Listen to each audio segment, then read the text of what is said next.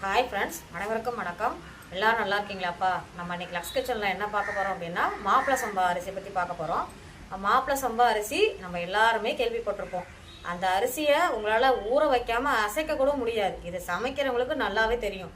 அந்த மாதிரி ஒரு பாரம்பரிய அரிசியை நம்ம உணவில் சேர்த்துறது மூலயமா நிறைய பெனிஃபிட் இருக்குப்பா. இப்போ புதுசாக திருமணமாக போகிற ஆண்களும் சரி பெண்களும் சரி, திருமணத்துக்கு முன்னாடி ஒரு 3 மாதத்துக்கு முன்னாடிலேருந்தே நீங்கள் இந்த மாப்பிளை சம்பா அரிசியை கஞ்சாவோ இல்லை உங்களுக்கு எப்படி சக்கரை பொங்கலாகவோ எப்படி வேணாலும் அந்த அரிசியை சமைச்சு சாப்பிட்லாம்.